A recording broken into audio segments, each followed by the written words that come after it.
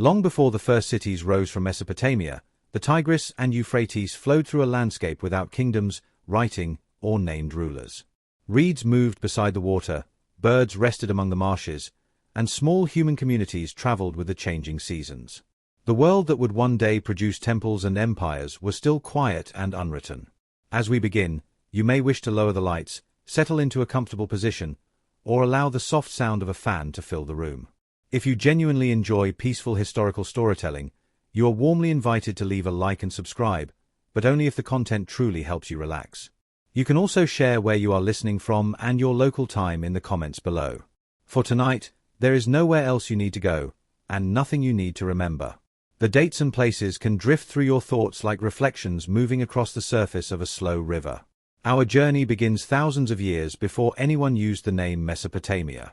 To understand how the first civilization emerged, we must begin with the region known as the Fertile Crescent.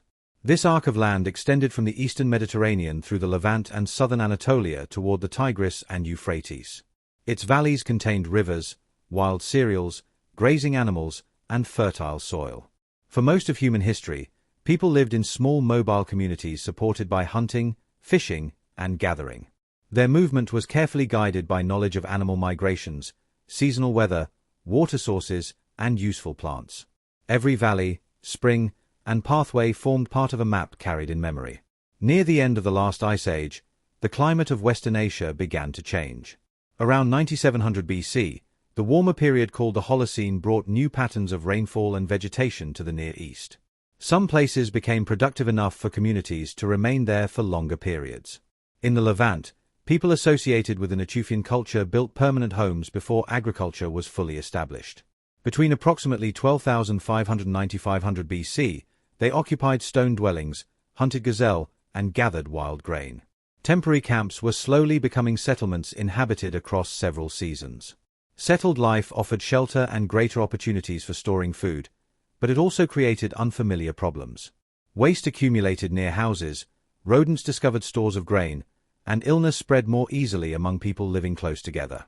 A permanent home provided security while creating new responsibilities. Agriculture did not begin with one sudden invention. People gradually protected useful patches of grain, cleared unwanted vegetation, scattered seeds, and studied the results. This knowledge accumulated patiently across many generations. Wild wheat, barley, lentils, peas, chickpeas, and flax grew throughout parts of the Fertile Crescent. As communities repeatedly gathered and planted selected seeds, the plants slowly changed and became increasingly dependent upon cultivation. There was no single moment when the first farmers knew that domestication had occurred. Sheep, goats, pigs, and cattle also entered a changing relationship with human beings. Herders learned to protect selected animals, influence their breeding, and guide them between pasture and water. Hunting continued, while cultivation, gathering, and herding existed side by side. One of the most remarkable early settlements was Jericho, known to archaeologists as Tel es-Sultan. Located beside a dependable spring in the Jordan Valley, it was not part of Mesopotamia but belonged to the wider Fertile Crescent. Evidence of human activity there reaches back to approximately 10,500 BC. By the 9th millennium BC, Jericho had become a substantial settlement with houses made from mud brick. Mud could be shaped, dried beneath the sun, and arranged into walls that protected families from heat and wind. This simple material would later become essential to Mesopotamian architecture. As houses collapsed and new ones were built above them, layers of occupation gradually accumulated.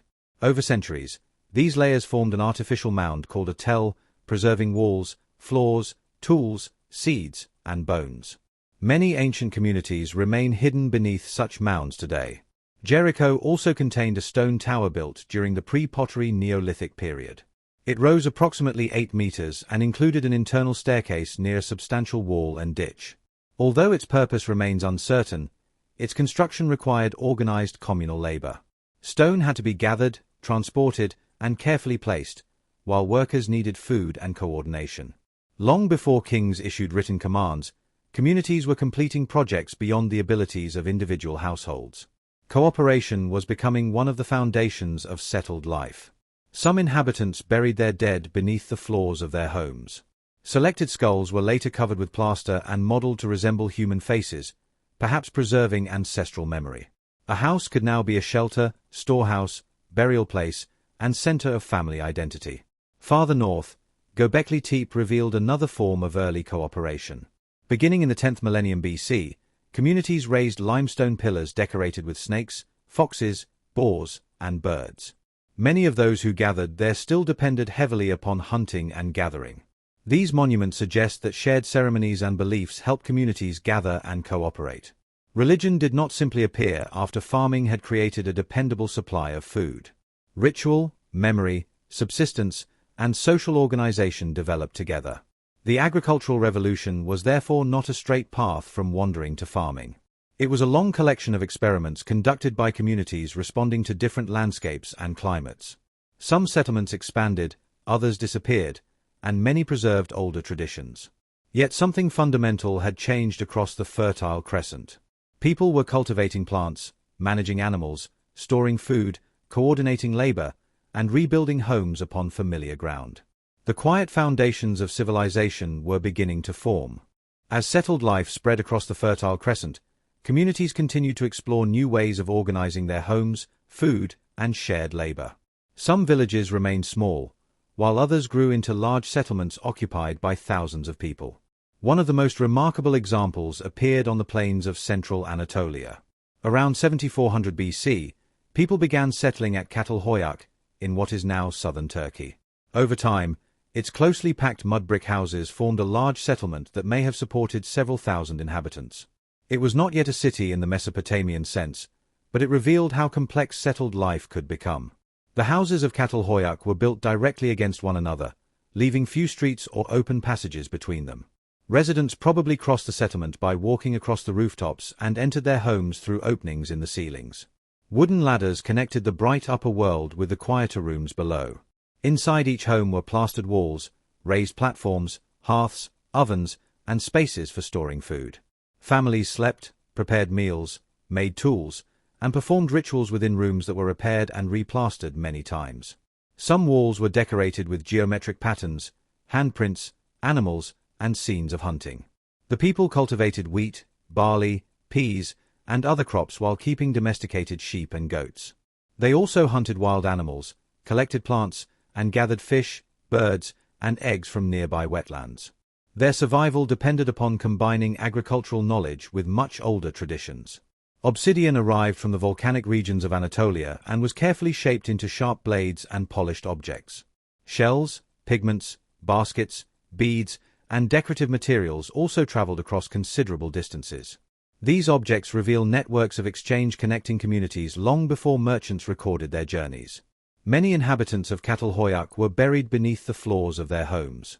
Domestic life continued above the graves as children grew, meals were prepared, and walls were repaired.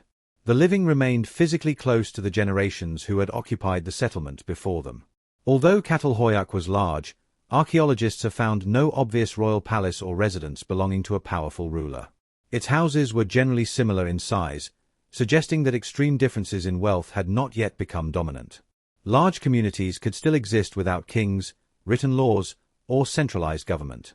Çatalhöyük was only one of many experiments in settled life. Across northern Mesopotamia, farming villages appeared beside rivers, springs, and land watered by seasonal rainfall. Each region developed its own styles of pottery, architecture, tools, and decoration. During the 7th millennium BC, communities associated with the Hassuna tradition occupied parts of northern Mesopotamia. They built rectangular mud brick houses, cultivated grain, stored food, and raised domesticated animals. Their villages were modest, but they established a stable agricultural presence in the northern plains. The inhabitants produced pottery that could be used for cooking, serving, and storing food. Clay vessels were heavier than baskets or animal skins, yet permanent settlement made their weight less troublesome.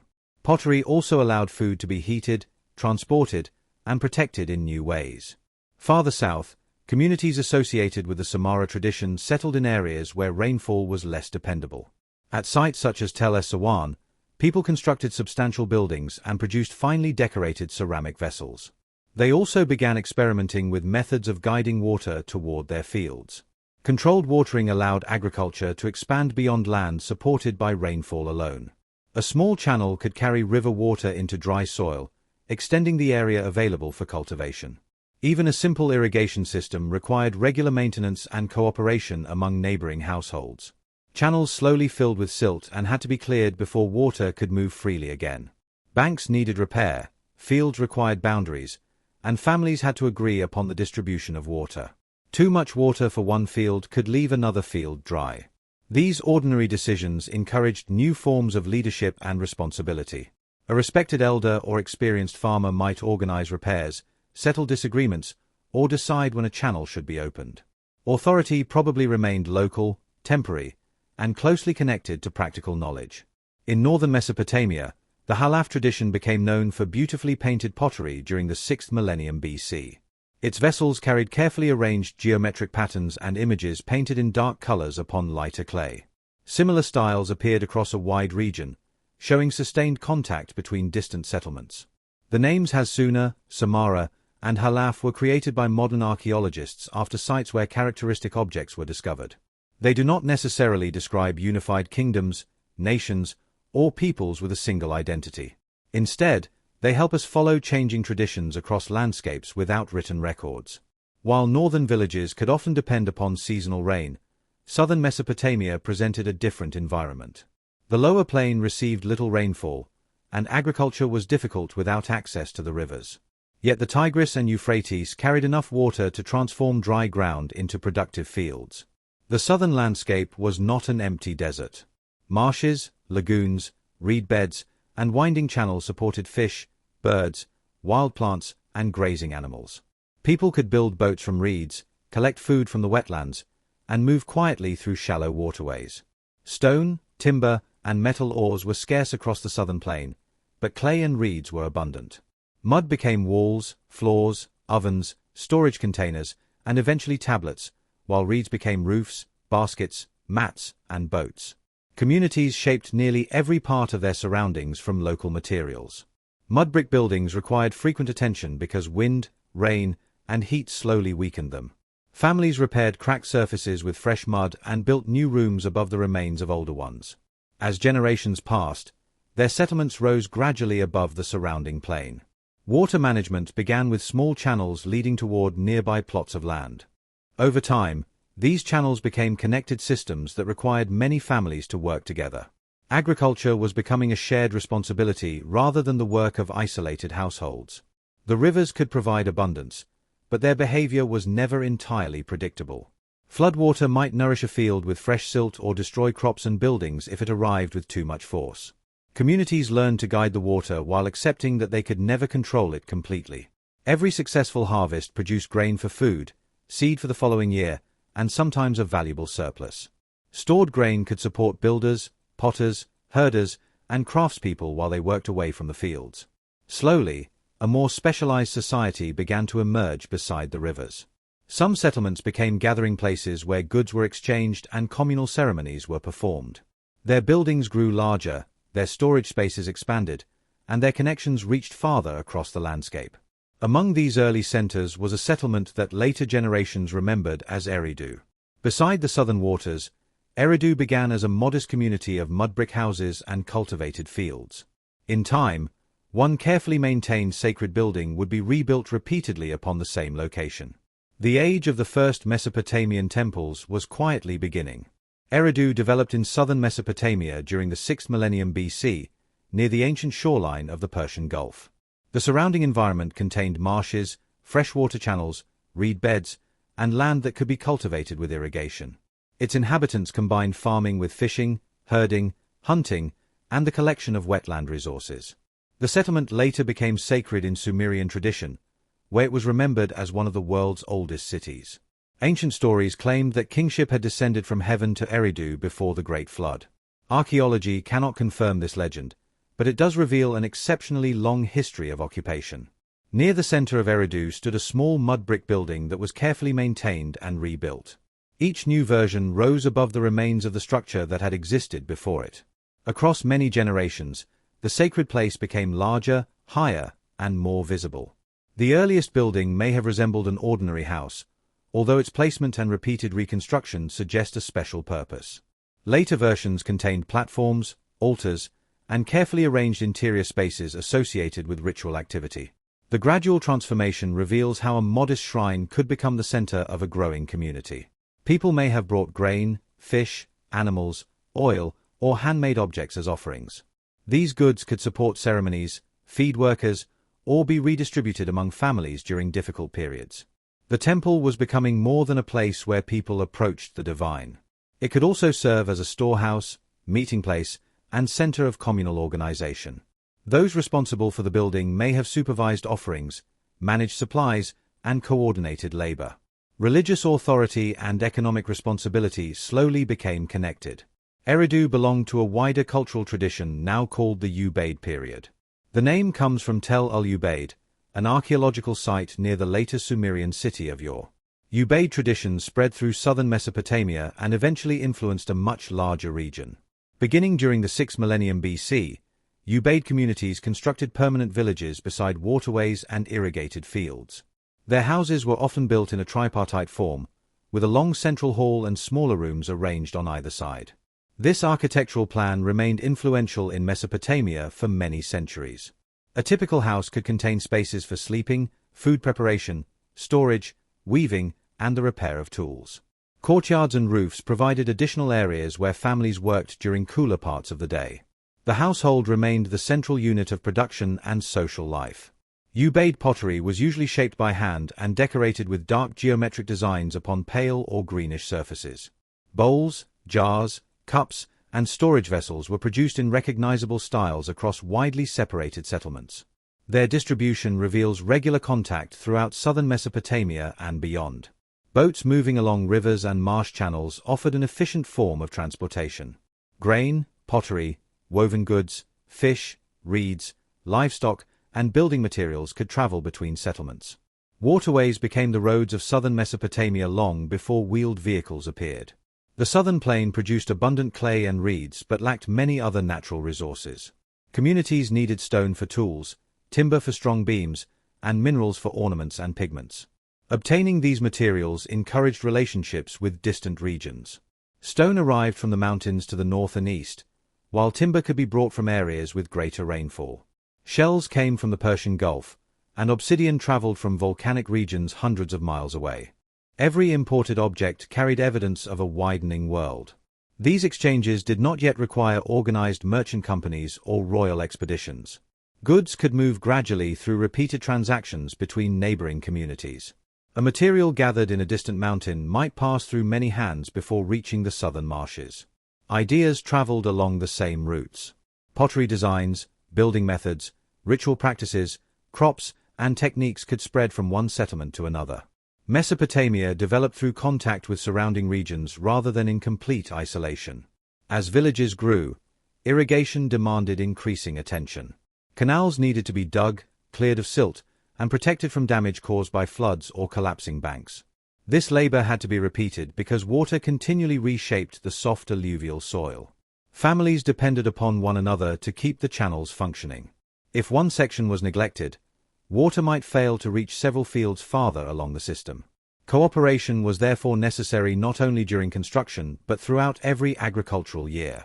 Water also needed to be distributed with care. Upstream households could not be allowed to divert everything before it reached their neighbors. Agreements, customs, and trusted decision-makers helped preserve the balance between competing needs. No written regulations from the Ubaid period have survived because writing did not yet exist. Nevertheless, complex irrigation could not function without rules understood by the people who used it.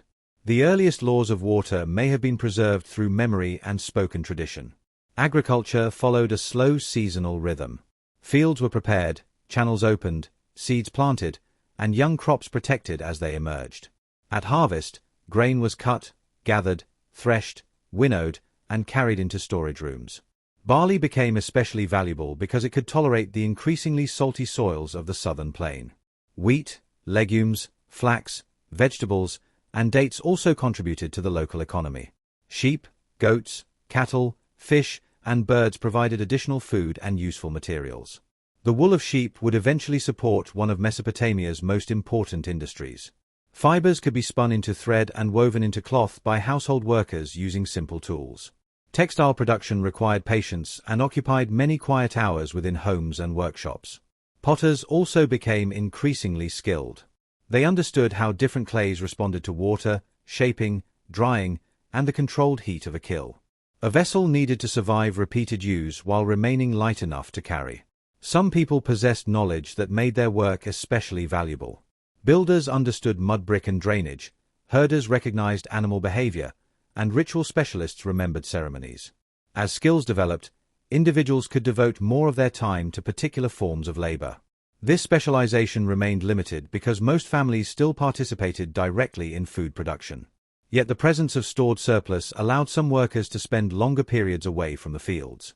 The economic foundations of urban life were quietly becoming stronger. Burials from the Ubaid period suggest differences in social identity, although extreme inequality was not yet clearly visible. Some individuals received objects or more elaborate treatment, while many graves remained simple. Status may have depended upon age, family, skill, ritual authority, or control of resources. The temples of important settlements grew larger as communities invested more labor in them. Raised platforms made sacred buildings visible from surrounding houses, fields, and waterways.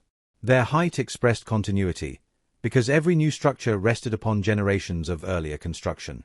From the temple, leaders could oversee ceremonies, storage, and perhaps portions of the irrigation system. Authority was still developing and may have been shared among elders, household heads, and religious specialists. There were no documented kings, but the conditions that would support powerful rulers were emerging. By the late 5th millennium BC, southern Mesopotamia contained an expanding network of villages and regional centers. Population increased, canals reached farther across the plain, and trade connected the marshes with distant mountains. The Ubaid world had prepared the landscape for a new scale of settlement. One place would soon grow beyond all the others. Beside an ancient branch of the Euphrates, its neighborhoods, workshops, temples, and fields would attract thousands of inhabitants. That settlement was Uruk, where village life would begin its transformation into the world's first true city. During the 4th millennium BC, Uruk began to expand beside an ancient channel of the Euphrates. What had once been a modest settlement gradually absorbed nearby villages, fields, workshops, and sacred places. Its growing population created a community unlike anything the ancient world had seen before. The surrounding land was flat, fertile, and crossed by canals carrying water toward fields of barley and wheat. Farmers cultivated vegetables, tended date palms, and raised sheep, goats, and cattle beyond the crowded neighborhoods. Fishermen continued to gather food from rivers, marshes, and reed-filled lagoons. Irrigation made this abundance possible, but it demanded constant attention. Canals filled with silt, banks weakened, and the distribution of water had to be carefully coordinated. Thousands of people depended upon systems that no single household could maintain alone. Season after season, workers cleared channels and strengthened embankments with mud and reeds. Experienced overseers may have directed the labor and decided when water would enter particular fields. The management of the landscape encouraged more organized forms of authority. Uruk grew around two important sacred districts later known as Eanna and Kulaba. Eanna became associated with Inanna, a goddess connected with fertility, love, political power, and warfare. Kulaba was linked with Anu, the ancient Mesopotamian god of the sky. The sacred buildings of these districts were far larger than ordinary houses. Their walls contained carefully arranged recesses, projecting sections, decorative cones, and surfaces covered with plaster. Some stood upon raised platforms that made them visible from across the surrounding settlement. Constructing these buildings required enormous quantities of clay, timber, reeds, food, and human labor. Mud bricks had to be shaped and dried, walls measured, foundations prepared, and workers supplied throughout the project. The temple community could organize resources on a scale far beyond that of an individual family. Offerings flowed into the sacred precincts from fields, herds, workshops, and fishing communities. Grain, wool, oil, animals, pottery, and other goods could be stored within rooms connected to temple activity. Some were consumed during ceremonies, while others supported workers or were redistributed. As the population increased, many inhabitants became specialists rather than full-time farmers. Potters, builders, weavers, metalworkers, boatmakers, stonecutters, and administrators depended upon agricultural surplus. Their work made the city more productive while also making its economy more complicated. Pottery production changed as demand increased. The fast potter's wheel allowed skilled craftspeople to shape vessels more quickly and with greater uniformity. Large numbers of bowls and jars could now be produced for households, workshops, storage rooms, and institutions. Among the most common objects were simple clay vessels called beveled rim bowls. They were made rapidly in standardized forms and have been discovered in great numbers at Uruk period sites. Their exact purpose remains debated, although they may have held food rations distributed to workers. If these bowls were used for rations, they reflect an economy in which institutions supported organized groups of laborers. A worker might receive measured portions of grain or prepared food in exchange for time spent building or maintaining canals. Labor, food, and administration were becoming closely connected. Uruk also depended upon materials that could not be found on the southern plain. Stone, metal, and high-quality timber arrived through networks extending toward Anatolia, Iran, the Persian Gulf, and the Levant. Riverboats and overland caravans carried these materials across long distances. In return, southern communities could provide grain, textiles, livestock products, pottery, and manufactured goods. Trade was not always peaceful or equal, but it connected Uruk with settlements far beyond Mesopotamia. Styles of architecture, pottery, seals, and administration traveled along the same routes. Uruk-related communities appeared in parts of northern Mesopotamia, Syria, and southeastern Anatolia. Some may have been colonies established by migrants, while others were local settlements adopting selected southern practices. The archaeological record suggests a complex mixture of movement, exchange, imitation, and cooperation. Within Uruk, narrow pathways passed between mud-brick houses and busy work areas. Smoke rose from ovens, animals moved through courtyards, and boats arrived beside channels carrying food and raw materials. The city must have been filled with sounds, smells, languages, and unfamiliar faces. Living among thousands of strangers required new ways of establishing trust and identity. A village family might know nearly everyone nearby, but the inhabitants of Uruk interacted with people they did not recognize. Transactions needed methods of verification that personal memory alone could no longer provide. Small carved seals helped answer this need. When pressed into wet clay, a seal left an image identifying an individual, household, workshop, or institution. Clay sealings could secure containers, doors, baskets, or bundles while recording responsibility for their contents.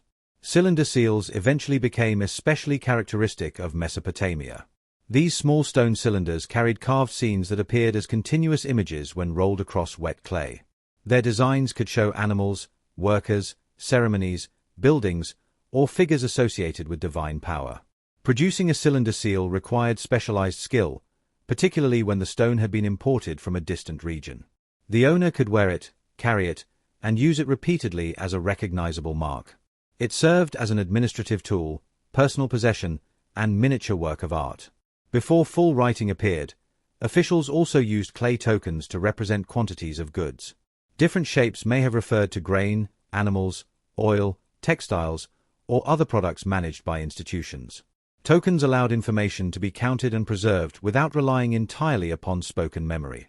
As transactions multiplied, some tokens were enclosed inside hollow clay containers called bulli. Marks impressed upon the exterior indicated what had been sealed within. Eventually, people realized that the impressions could preserve the necessary information without enclosing the tokens themselves. From these practical systems of counting, recording, and verification, a new method of communication began to emerge.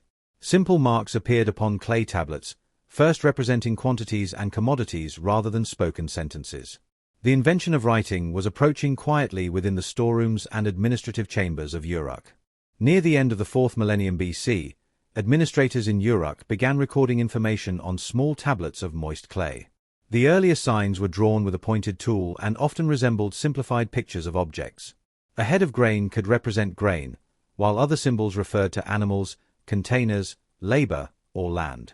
These tablets were not created to preserve stories, poems, or personal reflections. Most were practical records used to count goods, organize workers, and monitor the resources passing through institutions. Writing began as a quiet response to the growing complexity of urban life. A temple or large household might receive grain from many fields and distribute portions to numerous workers. Animals had to be counted, containers measured, and deliveries assigned to particular people or locations. Human memory was no longer sufficient for every transaction taking place within the city. Scribes learned to combine symbols with numerical signs indicating quantities. Different systems of measurement could be used for grain, land, animals, and periods of labor. The value of a mark depended upon its position, shape, and the kind of item being recorded.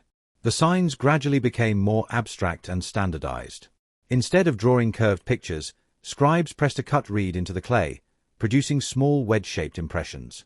This method gave the writing system its modern name, cuneiform, meaning wedge-shaped. A reed stylus could make vertical, horizontal, and angled marks with slight movements of the hand. The soft clay of southern Mesopotamia provided an abundant writing surface that required little preparation. Once completed, a tablet could be dried in the sun or accidentally hardened by fire. Many tablets were intended to remain useful only for a short time. The clay could be moistened, reshaped, and reused after the information was no longer needed. Others survived because discarded tablets became buried or because burning buildings baked them permanently. The earliest written language represented by these tablets is usually identified as Sumerian. Sumerian was different from the Semitic languages that later became widespread in Mesopotamia. Its deeper origins remain uncertain because no earlier written form exists for comparison. The people who spoke Sumerian probably called their southern homeland the land of Sumer only in later periods. They did not think of themselves as members of a single modern nation. Identity was shaped by family, occupation, temple community, settlement, and devotion to particular gods. Writing transformed administration, but it also created a specialized profession. Learning hundreds of signs required years of patient training and repeated practice. A skilled scribe possessed knowledge that most farmers, builders, herders, and craftspeople did not share. Students learned by copying signs onto clay and memorizing their meanings. They practiced lists of animals, plants, objects, occupations, places, and measured quantities. These lists organized knowledge while training the hand to reproduce accepted forms. Scribal education later took place in institutions known by the Sumerian expression adaba, or tablet house. A teacher could prepare a model inscription for a student to copy on the same tablet. Mistakes were smoothed away while the clay remained moist, allowing the exercise to begin again. Over time, signs came to represent not only objects but also sounds and ideas. A symbol could preserve part of a spoken word, allowing scribes to record names and more complicated expressions. Writing slowly moved beyond accounting into law, ritual, diplomacy, literature, and royal memory. This development required many generations. The first tablets from Uruk cannot be read like later Sumerian texts because their signs remain partly uncertain. They preserve fragments of an administrative world rather than complete descriptions of daily life. Even these fragments reveal a remarkably organized society. Documents list workers, grain, livestock, textiles, land, and goods moving through large institutions. Some tablets include signs interpreted as titles belonging to officials with important responsibilities. One sign often associated with leadership is commonly read as En. In later Sumerian society, an En could hold a major religious or political position connected to a city's principal deity. During the earliest period, however, the exact nature of this office remains uncertain. Images from Uruk also show an important male figure sometimes called the priest-king. He appears in ritual scenes, hunting animals, supervising offerings, or standing before the goddess Inanna. Whether he represents a ruler, priest, symbolic hero, or combination of roles is still debated. One famous object, the Uruk vase, presents a carefully arranged procession of offerings. Plants and animals appear below human figures carrying baskets and vessels toward a sacred presence. The imagery connects water, agriculture, labor, religious ceremony, and authority within a single ordered composition.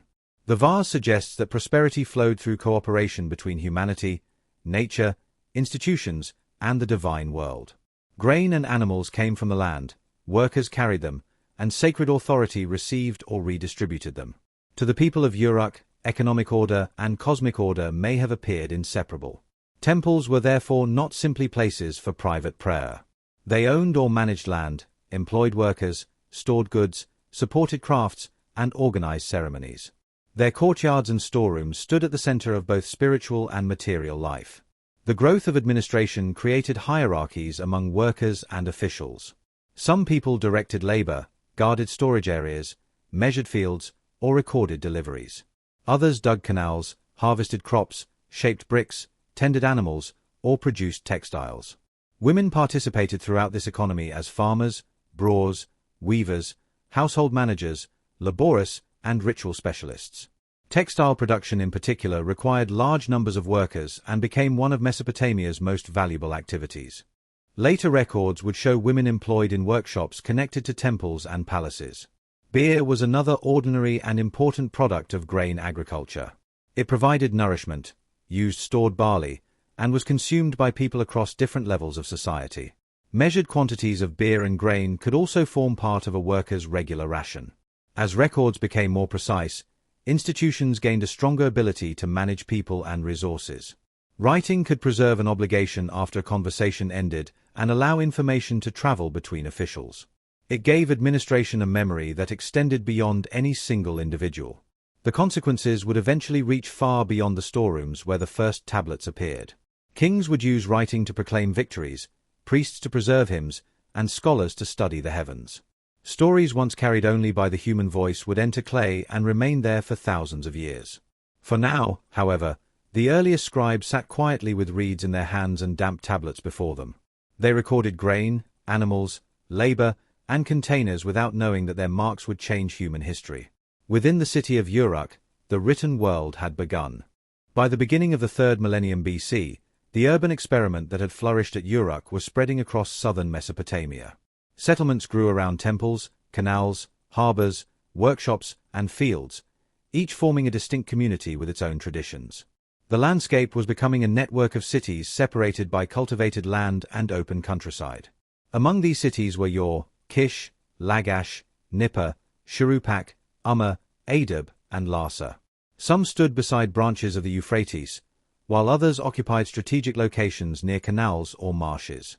Their waterways connected them to neighboring settlements and to trade routes reaching far beyond Mesopotamia. The rivers did not always follow the courses shown on modern maps. Channels shifted gradually, sometimes bringing prosperity to one settlement while leaving another farther from dependable water.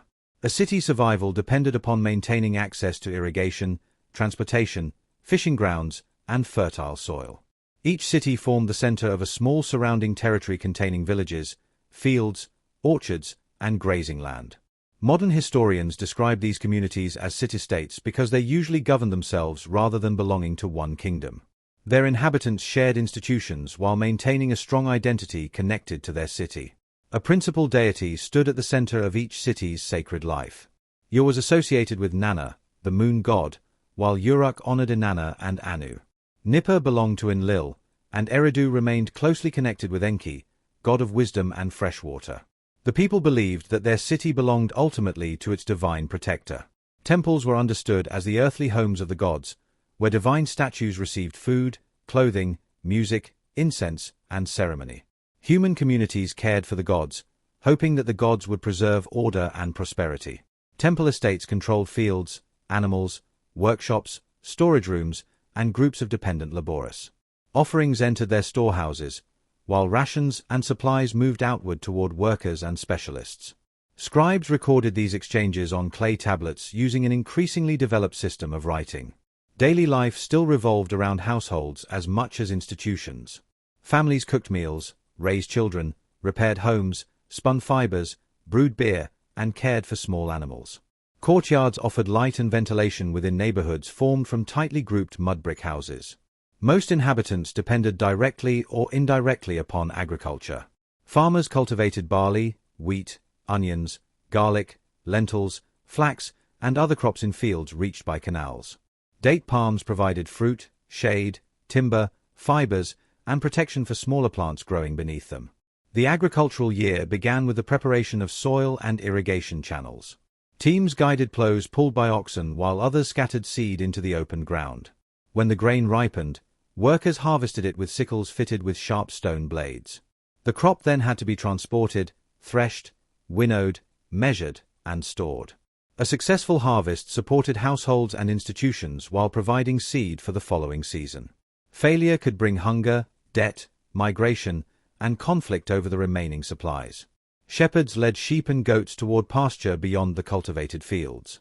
Wool was cleaned, spun, and woven into textiles that could be worn locally or exchanged for distant materials. Large workshops employed many people in the slow production of thread and cloth. Craft specialists shaped clay vessels, carved seals, built boats, worked leather, and produced tools from imported stone and metal. Copper became increasingly important for blades, pins, vessels, and ornaments, although stone tools remained common.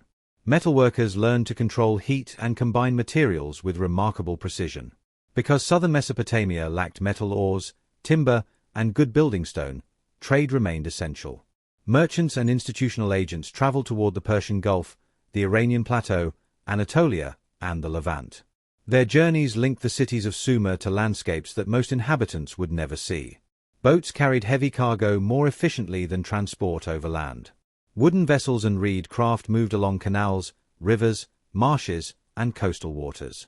Donkeys carried smaller loads across dry routes between settlements and distant trading regions. Silver increasingly served as a standard for measuring value, although coins did not yet exist. Barley could also be used when calculating wages, prices, loans, and obligations. Many transactions still involved goods, labor, or carefully weighed pieces of metal. Markets probably existed alongside redistribution through temples and large households. People exchanged food, pottery, textiles, animals, tools, and services in ways rarely preserved by official records. The economy was not controlled by a single institution, but by many overlapping relationships. Writing continued to develop as scribes adapted signs to represent the Sumerian language more fully. Administrative tablets recorded land, harvests, workers, livestock, rations, deliveries, and debts. Personal names began to appear more frequently, allowing individual lives to emerge faintly from the clay. Cylinder seals became marks of identity and authority. An official could roll a seal across a tablet or clay ceiling to approve a transaction or secure a container. The carved images often showed banquets, animals, ceremonies, or figures approaching a deity. The cities also developed stronger systems of defense. Mud brick walls enclosed important neighborhoods and protected inhabitants from raids or rival communities. Gates controlled movement while towers offered views across fields and approaching waterways. Walls required thousands of bricks and enormous quantities of organized labor. Their construction suggests that urban leaders could summon workers from households and surrounding villages. The same authority might also direct canal maintenance, temple projects, and military defense. As city institutions expanded, leadership became more formal. Titles such as Ensi, and Lugal appear in later records, although their meanings changed across time and place.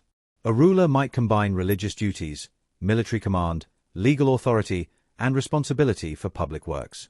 The Sumerian word Lugal literally meant great man and eventually became a common title for king. Some rulers gained influence by defending their cities or leading campaigns against rivals. Others emphasized their role as builders chosen by the gods to preserve order. No city permanently controlled all of southern Mesopotamia during this early period. Power shifted as rulers formed alliances, fought over land, and competed for access to water and trade routes.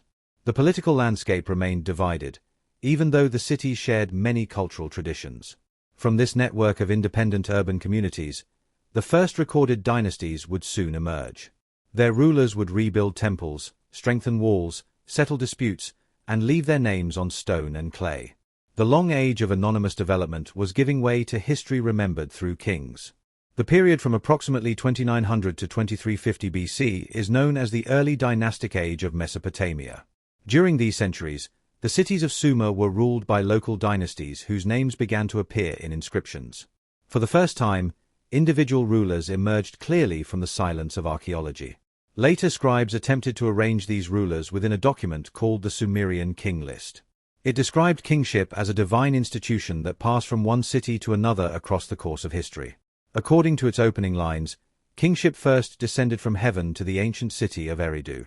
The earliest sections contain rulers credited with reigns lasting thousands of years. These impossible numbers belong to a legendary past rather than a reliable historical chronology. Farther down the list, reigns become shorter and some kings can be connected with archaeological evidence. The king list was not a neutral record of every ruler who had governed Mesopotamia. Its authors selected dynasties and arranged them as though only one city possessed legitimate kingship at a time. In reality, several independent rulers often governed different city-states simultaneously. The list divided the distant past with the story of a great flood. Flood traditions remained important in Mesopotamian literature and later influenced the Epic of Gilgamesh. They reflected a landscape where rivers could bring sudden destruction as well as life. Archaeologists have discovered flood deposits at several ancient sites, but these layers belong to different periods. There is no evidence that one flood covered every Mesopotamian city at the same time. More likely, memories of severe local disasters gradually entered shared tradition. After the flood, the king list claimed that kingship passed to Kish. Located in northern Sumer near the later city of Babylon, Kish occupied an important position between southern and northern Mesopotamia. Its political influence gave its name lasting prestige. Even rulers who did not control Kish sometimes called themselves King of Kish. The title could suggest authority extending beyond one local city and over a broader region. It became a symbolic claim to leadership within the divided Mesopotamian world. One early king associated with Kish was Enmebaragesi, who may have ruled around the 27th century BC. His name appears both in later literary traditions and in inscriptions from the early dynastic period. He is among the earliest Mesopotamian rulers whose historical existence can be supported independently. Later stories remembered Enmebaragesi as an opponent of the king of Uruk. Literature transformed old political rivalries into tales of heroes, journeys, contests, and divine intervention. Historical memories could remain alive for centuries while changing with each retelling. Uruk also possessed a line of rulers celebrated in later tradition. The most famous was Gilgamesh, who may have ruled sometime during the early 3rd millennium BC. Direct evidence from his lifetime is uncertain, but later texts consistently remembered him as a king of Uruk. The legendary Gilgamesh was described as exceptionally strong, restless, and partly divine. His adventures eventually formed one of the greatest literary works preserved from the ancient world. Beneath the mythology may rest the distant memory of an influential historical ruler. Later inscriptions credited Gilgamesh with building or restoring the walls of Uruk. Whether he truly directed the project cannot be established with certainty. The walls themselves represented the cooperation, resources, and identity of the entire urban community. A city wall separated the ordered interior from the open land beyond it. Inside were temples, homes, workshops, streets, gardens, storage buildings, and crowded courtyards. Outside lay fields, canals, pastures, villages, cemeteries, and routes leading toward rival territories. City identity was reinforced through festivals and public ceremonies. Statues of gods traveled in processions, offerings filled temple courtyards, and musicians accompanied sacred rituals. These occasions allowed thousands of inhabitants to participate in a shared vision of their community. Music held an important place in both religious and social life. Harps, lyres, drums, rattles, flutes, and human voices accompanied ceremonies, banquets, laments, and celebrations. Some musicians served temples or royal households and received regular rations. Food and drink also carried social meaning. People gathered around shared vessels, consumed bread, dates, onions, fish, meat, and varieties of beer. Banquet scenes appeared frequently on seals, plaques, and other objects from the early dynastic age. Most meals were far simpler than elite feasts. Ordinary families depended heavily upon barley bread, porridge, vegetables, legumes, dates, and fish. Meat from larger animals was probably eaten less frequently by people with limited resources. Water from rivers and canals carried mud and could be unsafe when consumed without preparation. Beer provided calories and could be produced in different strengths for daily use or special occasions. Brewing was closely connected with household labor and was often associated with women. Children learned the tasks expected within their families from an early age. They carried water, watched animals, prepared fibers, gathered fuel, and helped process food. Those selected for scribal education entered a more specialized and demanding world. A young scribe practiced signs, vocabulary, measurements, and calculations on clay tablets. Accurate accounting required knowledge of several numerical systems used for different goods. The profession offered access to administration, temples, palaces, and the households of powerful officials. Mathematics developed partly from the practical needs of urban society. Scribes measured fields, calculated grain, divided rations, and recorded the labor owed by workers. Mesopotamian numerical traditions eventually produced the sexagesimal system based upon units of 60. Traces of this system remain in the modern division of hours into 60 minutes. They also survive in the measurement of circles and angles, although these later applications developed gradually. An ancient administrative habit became part of the way people still organized time. Temples remained prominent, but royal households were becoming increasingly powerful. Rulers gathered officials, warriors, servants, craftspeople, and dependent labourers around their residences. The palace emerged as another major center for storing and distributing wealth. The boundary between temple and palace authority was not always clear. Kings presented themselves as servants of the gods and used religious approval to support political power. Building inscriptions described rulers restoring sacred houses and caring for their divine owners. Behind these peaceful claims stood competition among neighboring states. Fields, canals, boundary markers, and access to water could become sources of prolonged disagreement. The cities of Sumer were culturally connected but politically divided. Among the states rising to prominence were Ur, Lagash, Umma, and Kish. Each possessed its own rulers, institutions, territory, and sacred traditions. Their rivalries would produce the earliest detailed accounts of warfare and diplomacy in human history. The city of Ur stood near an ancient branch of the Euphrates, close to the marshes and the Persian Gulf. Its location connected fertile agricultural land with waterways leading toward distant trading regions. By the middle of the 3rd millennium BC, Ur had become one of the wealthiest cities in Sumer. The city honored Nana, the moon god, whose regular journey across the night sky reflected order and continuity. His principal sanctuary occupied a sacred district containing temples, courtyards, storerooms, and administrative buildings.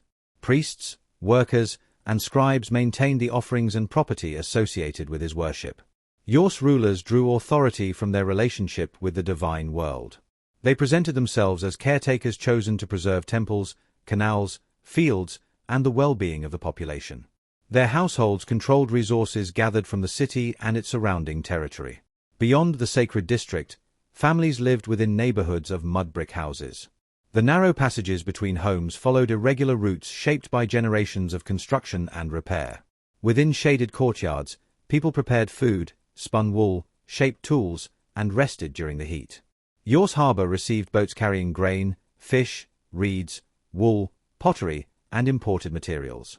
Some vessels traveled through the marshes, while others followed coastal routes along the Persian Gulf. Water connected the city with regions that supplied resources unavailable in southern Mesopotamia.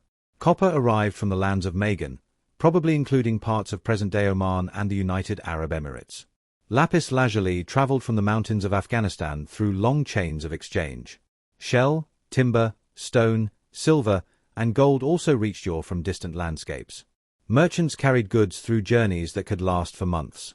They faced changing water levels, uncertain weather, unfamiliar languages, and negotiations with many communities. Their work brought rare materials into the workshops of Sumerian craftspeople. Artisans transformed these materials into vessels, jewelry, tools, musical instruments, seals, and ceremonial objects. Gold could be hammered into thin sheets, lapis cut into small pieces, and shell shaped into delicate decoration. The finished objects displayed remarkable patience and technical skill. Much of what is known about the wealth of early dynastic Ur comes from its royal cemetery. Excavations during the 20th century uncovered hundreds of graves dating mainly from around 2600 to 2400 BC. Most burials were modest, but a small number contained extraordinarily rich collections. One of the most famous graves belonged to a woman named Puabi. A cylinder seal found near her body identified her with the Sumerian title Nin, meaning a high-ranking woman or queen. Her exact political position remains uncertain, but she clearly belonged to the highest level of society. Puabi was buried with an elaborate headdress made from gold leaves, ribbons, beads, and floral ornaments. Necklaces of gold, lapis lazuli, and carnelian rested nearby, along with vessels and other carefully crafted objects. The materials had traveled enormous distances before reaching the hands of Ur's artisans. Several royal graves contained the remains of attendants buried near important individuals. Some were accompanied by cups, jewelry, instruments, weapons, or vehicles drawn by animals. The circumstances of these group burials remain debated and cannot be reconstructed with complete certainty. They may reflect ceremonies intended to extend the royal household into the world of the dead. The attendants could have been sacrificed, poisoned, or buried through a ritual process now lost to us. Whatever occurred, the graves reveal profound differences in status within early dynastic society. Among the objects discovered were several decorated lyres. Their wooden frames had decayed, but gold, shell, and lapis ornaments preserved portions of their original form. Bull-headed decorations gave some instruments a powerful and ceremonial appearance. Music may have accompanied the final rites performed in the cemetery. The sound of strings, voices, and drums could have filled the burial space before the entrances were sealed. Those melodies disappeared, but the instruments remained beneath the earth for thousands of years. Another famous object from yore is commonly called the Standard of Yore. It is a decorated box or panel whose original purpose remains uncertain. Its two main sides show carefully arranged scenes of conflict, procession, labor, music, and feasting. The figures are organized in horizontal registers according to a clear visual order. Laborers carry goods, animals are led forward, and elite figures gather around a seated ruler. The images present society as a hierarchy in which each person occupies an assigned place. Such scenes should not be treated as complete pictures of daily life. They were created for an elite setting and expressed the values of those who commissioned them. Nevertheless, they reveal clothing, vehicles, instruments, weapons, animals, and forms of social organization. Royal wealth depended upon the labor of many people who left no rich graves. Farmers produced grain, shepherds tended flocks, and weavers turned wool into textiles. Boat crews, builders, potters, servants, and canal workers sustained the city through ordinary routines. Some workers received measured rations from temples or palaces. Clay tablets recorded quantities of barley, oil, wool, fish, beer, and other goods. Administration connected thousands of small contributions to the needs of large institutions. Debt formed another part of urban life. A poor harvest, illness, or family obligation could force a household to borrow grain or silver. If repayment became impossible, land, property, or labor might be surrendered to a creditor.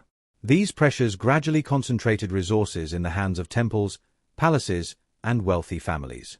Social inequality was becoming more visible in houses, burials, occupations, and access to imported goods.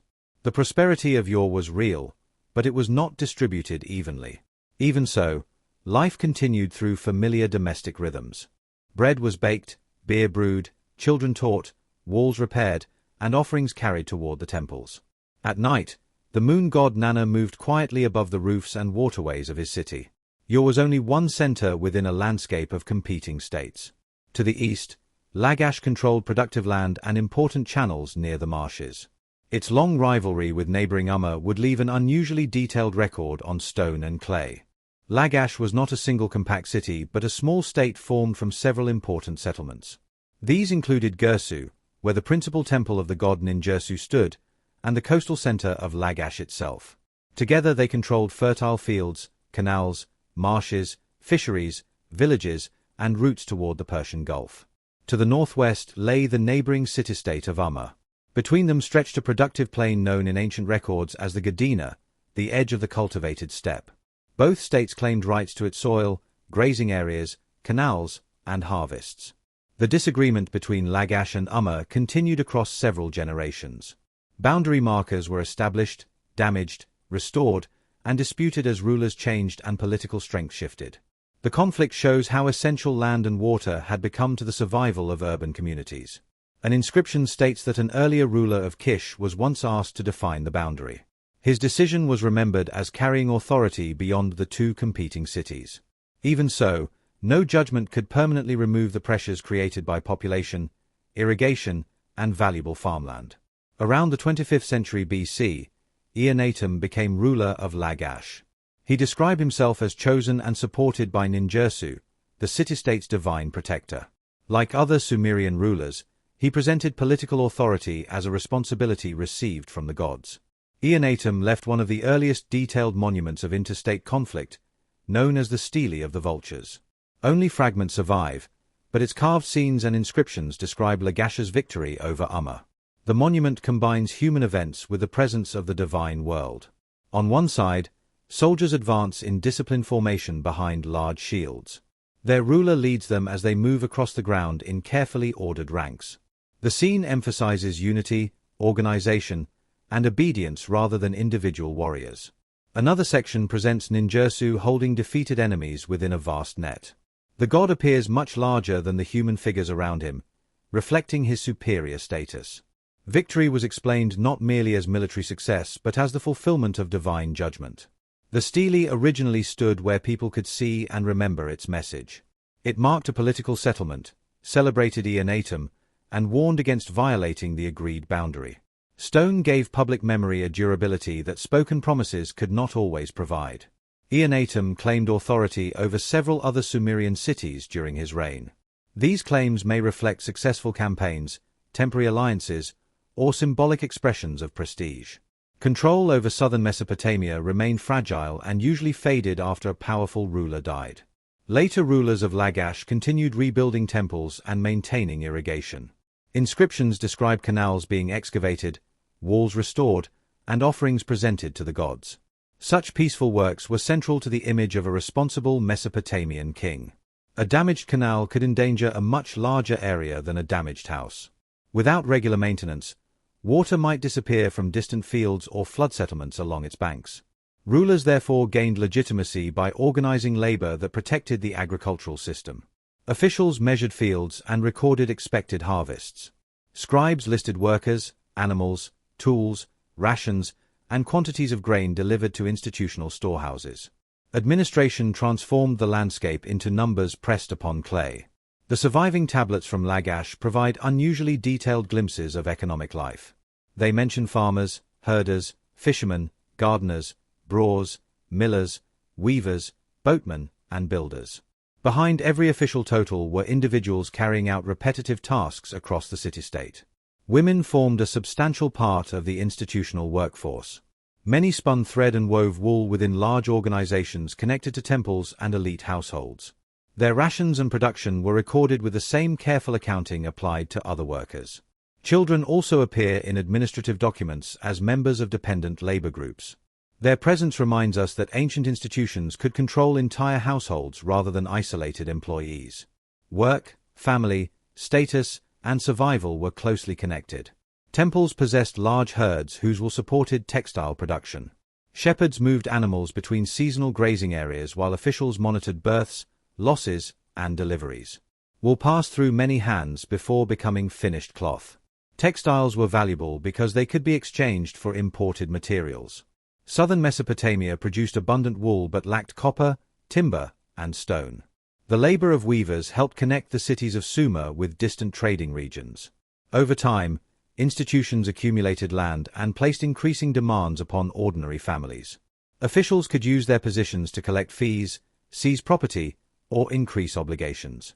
Mesopotamian inscriptions sometimes describe these practices as abuses requiring correction. Around the middle of the 24th century BC, a ruler named Urukagina came to power in Lagash. His inscriptions claim that he reduced burdens placed upon the population and corrected the behavior of powerful officials. These texts are sometimes described as among the earliest known social reforms. Urukagina stated that certain fees were lowered and property was protected from improper seizure. He also presented himself as a defender of widows, orphans, and people vulnerable to exploitation. The exact reach of these reforms is difficult to measure because the account comes from the ruler himself. Royal inscriptions were designed to shape public memory. They described the king as just, pious, generous, and attentive to the wishes of the gods. Even when based upon real policies, they presented events from the perspective of power. Urukagina's reforms did not bring lasting security to Lagash. The neighboring ruler Lugal-Zagisi of Umma expanded his authority across several Sumerian cities. Lagash was attacked, and its temples and settlements suffered serious damage. Lugal-Zagisi eventually controlled territory extending through much of southern Mesopotamia. He established Uruk as an important center and claimed that the gods had granted him broad dominion. For a brief period, the divided cities of Sumer appeared close to political unification. His achievement, however, would not endure. Beyond the traditional Sumerian heartland, a new ruler was gathering power in the north. His name was Sargon, and his kingdom would transform the political world of Mesopotamia. The people of northern Mesopotamia had long spoken Semitic languages related to later Akkadian, Babylonian, and Assyrian. They lived beside Sumerian-speaking communities, traded with them, served in their institutions, and shared many religious traditions. The boundary between these populations was cultural and linguistic rather than a simple line across the landscape.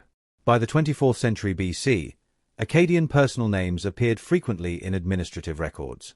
Sumerian remained important in the south, while Akkadian was increasingly spoken across central and northern regions. Centuries of contact created a society shaped by both languages. From this world emerged Sargon of Akkad, one of the most influential rulers of the ancient Near East. He probably began his reign around 2334 BC, although the exact chronology remains uncertain. Later generations surrounded his early life with legends that make it difficult to separate memory from history. One story claimed that Sargon was born in secret to a woman of high religious status. She placed the infant inside a reed basket, sealed it with bitumen, and released it upon a river. A man named Akkad rescued the child and raised him as a gardener. The tale was written down long after Sargon's lifetime and should not be treated as a contemporary biography. It presented him as a person of uncertain origins who rose through divine favor and personal ability. Similar stories would later appear in traditions from other parts of the ancient world. Sargon's name in Akkadian meant the king is legitimate or the true king. It may have been a throne name adopted after he gained power rather than the name given to him at birth. Its message suggests that his right to rule may once have been questioned. Later tradition described Sargon as a cupbearer to Yorzababa, king of Kish. A cupbearer could hold a trusted position near the ruler and participate in palace administration. If the story preserves historical memory, Sargon may have risen from within an established royal household. At some point, he gained control of Kish and began challenging Lugal-Zaggisi. The ruler of Umma had recently united several Sumerian cities beneath his authority. The two men represented competing attempts to control the river plains of Mesopotamia. Sargon defeated Lugal-Zaggisi and brought him to the sacred city of Nippur. An inscription claimed that the captured ruler was led in a neck restraint to the gate of Enlil's temple. The act announced that divine approval had passed to a new king. Sargon then campaigned through the cities of southern Mesopotamia. Uruk, Ur, Lagash, Umma, and other centers were defeated or brought under his authority. Their walls may have been damaged to reduce their ability to resist. Conquest alone could not create a durable kingdom. Sargon needed officials, soldiers, scribes, messengers, governors, and reliable systems for collecting resources. Local institutions had to be connected to a royal administration extending across many cities. He established his capital at Akkad, also called Agade in ancient texts. The city gave its name to the Akkadian kingdom and to the language used by its inhabitants. Despite its historical importance, archaeologists have not yet identified its location with certainty. Akkad probably stood somewhere in central Mesopotamia, perhaps near the region of Kish and later Babylon. Its position would have allowed the court to communicate with both the Sumerian south and northern territories. Canals and rivers carried people, information, food, and military supplies toward the capital. Sargon appointed loyal governors to oversee conquered cities. Some local rulers remained in office under his authority, while others were replaced by men connected to the royal household. The king attempted to prevent regional power from returning entirely to old dynasties. Royal officials managed land, labor, taxation, and the movement of goods. Scribes produced records in both Sumerian and Akkadian according to local needs and administrative traditions. The two languages continued to coexist throughout the empire. Sargon also placed members of his family in positions of religious importance. His daughter Enheduanna became high priestess of the moon god Nanna at Ur. Her appointment connected the Akkadian dynasty with one of Sumer's most respected sacred institutions. The high priestess held economic, ceremonial, and political influence. She served the moon god at Ur while also representing the ruling family within southern Mesopotamia. Through her office, royal authority, and traditional Sumerian religion were carefully joined. Sargon's armies campaigned beyond Sumer into northern Mesopotamia and Syria. Later inscriptions claimed that he reached the Mediterranean Sea and washed his weapons in its waters. Such statements expressed the ideal of a ruler whose authority reached the edges of the known world. The exact boundaries of his empire changed over time and were never controlled with equal strength. Some distant cities may have paid tribute or accepted temporary Akkadian authority without permanent occupation. Military victories had to be renewed whenever local resistance returned. Trade remained as important as warfare. Akkadian texts describe ships from Dilmun, Magan, and Meluhar arriving at the capital's harbour. These names referred to regions connected with the Persian Gulf and lands farther east. Dilmun was centered in the area of Bahrain and nearby coasts. Magan was associated with Oman and its valuable copper, while Meluhar was probably linked to the Indus civilization. Mesopotamia now participated in commercial networks stretching across seas and deserts. Ships carried copper, timber, stone, shell, ivory, and luxury materials toward Akkadian cities. In exchange, Mesopotamian institutions offered textiles, grain products, oil, and manufactured goods. Merchants, translators, sailors, and officials made these long connections possible. Sargon later claimed that thousands of men ate daily in his presence. The statement may refer to soldiers, officials, dependents, or members of the royal administration. It conveyed the immense scale of the household gathered around the king. For more than 50 years, according to later tradition, Sargon preserved his position through campaigns and internal revolts. His reign created a model of territorial kingship larger than the traditional Sumerian city-state. A ruler could now claim authority over many peoples, languages, cities, and landscapes. Yet the empire remained dependent upon one dynasty and a network of personal loyalties. Every succession created uncertainty, and distant regions watched for opportunities to recover their independence. Sargon's sons would inherit both the power of his kingdom and the resistance it had produced. After Sargon's death, the throne passed to his son Rimush. Several Sumerian cities used the moment of succession to rebel against Akkadian authority. Ur, Lagash, Umma, and other centers attempted to restore their independence. Rimush responded with military campaigns across southern Mesopotamia. His inscriptions describe victories, captured rulers, and cities brought back beneath royal control. Like most royal accounts, they emphasize success while saying little about Akkadian losses.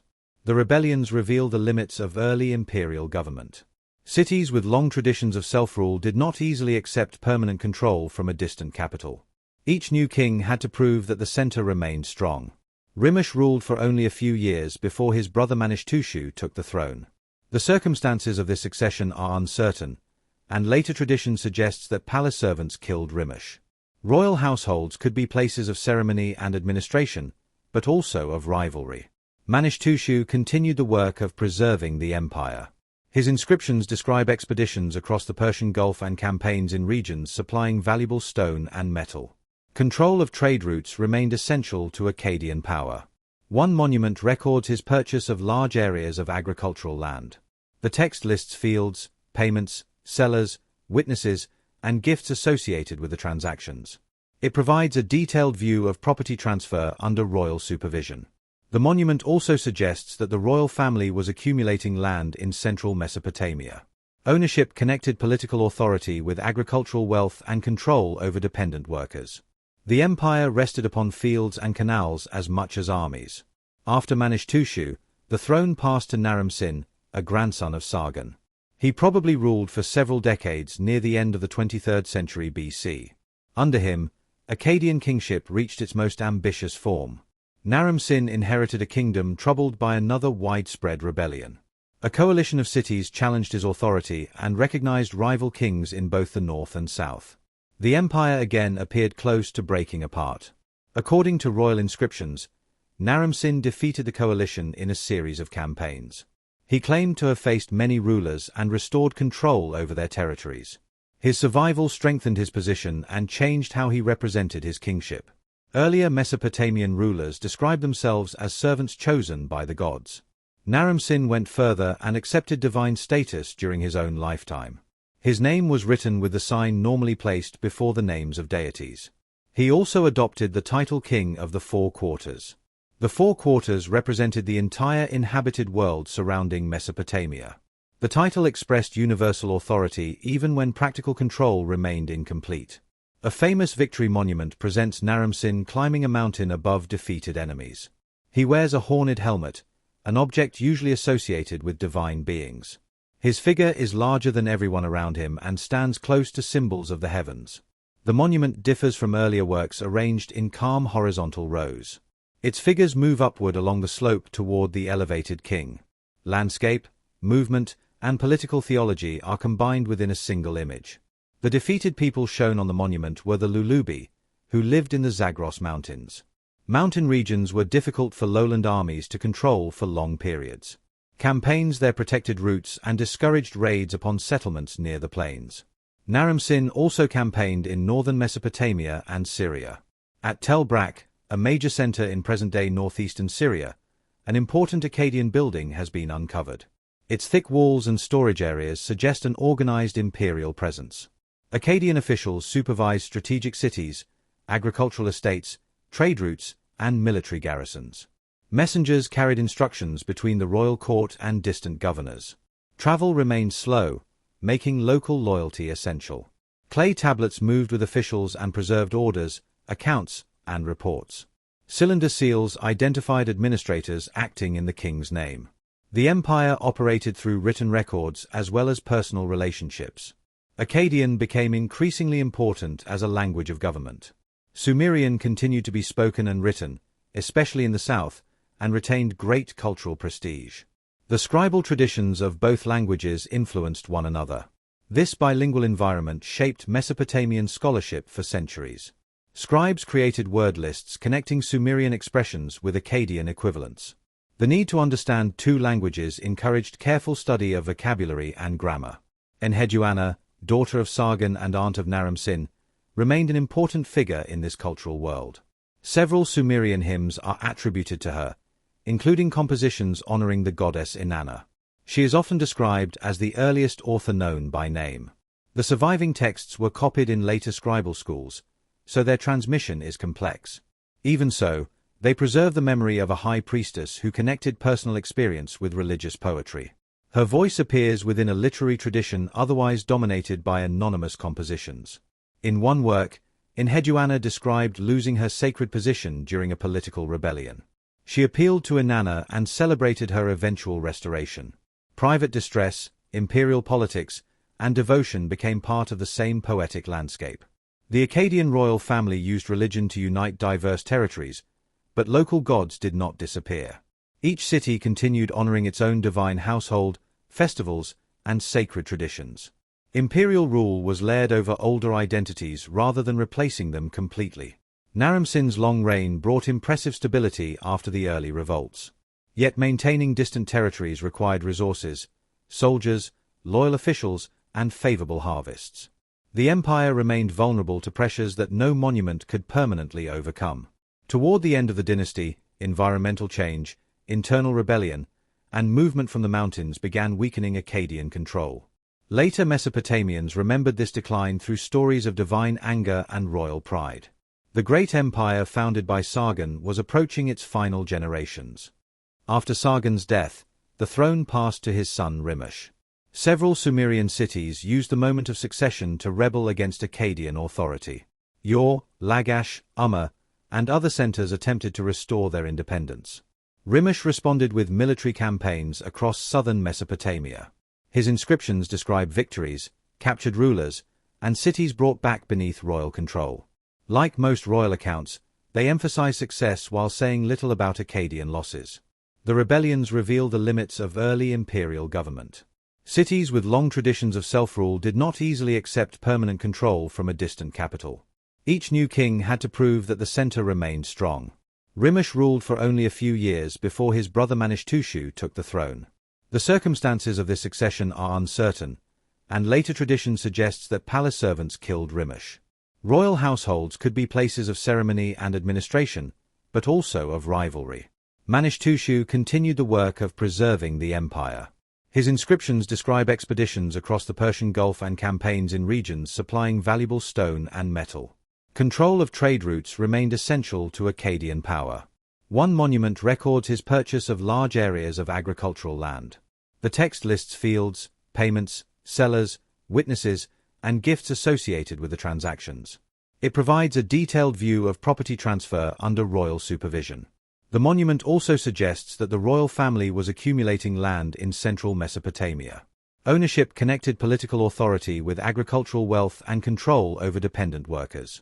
The empire rested upon fields and canals as much as armies. After Manishtushu, the throne passed to Naram-Sin, a grandson of Sargon. He probably ruled for several decades near the end of the 23rd century BC. Under him, Akkadian kingship reached its most ambitious form. Naram-Sin inherited a kingdom troubled by another widespread rebellion.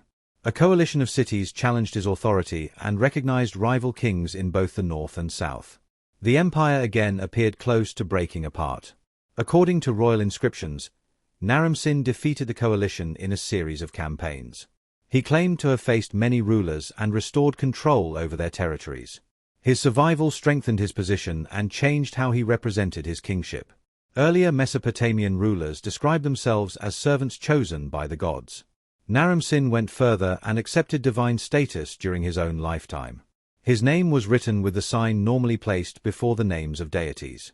He also adopted the title King of the Four Quarters.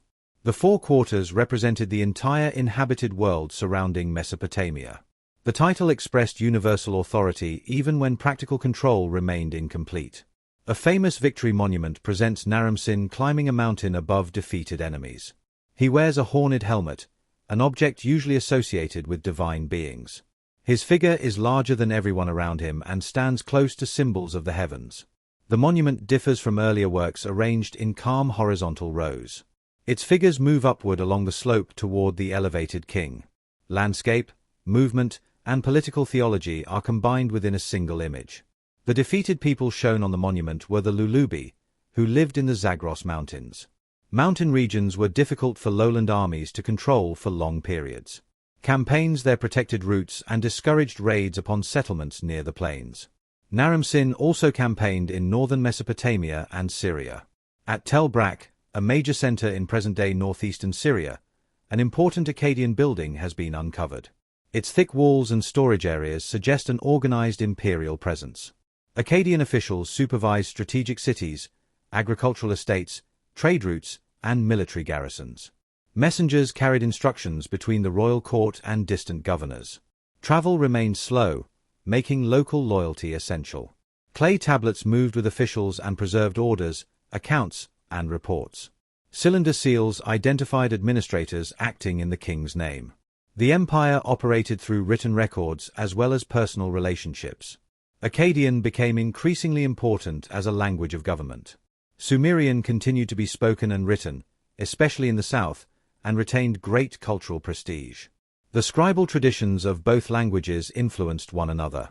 This bilingual environment shaped Mesopotamian scholarship for centuries. Scribes created word lists connecting Sumerian expressions with Akkadian equivalents. The need to understand two languages encouraged careful study of vocabulary and grammar. Enheduanna, daughter of Sargon and aunt of Naram-Sin, remained an important figure in this cultural world. Several Sumerian hymns are attributed to her, including compositions honoring the goddess Inanna. She is often described as the earliest author known by name. The surviving texts were copied in later scribal schools, so their transmission is complex.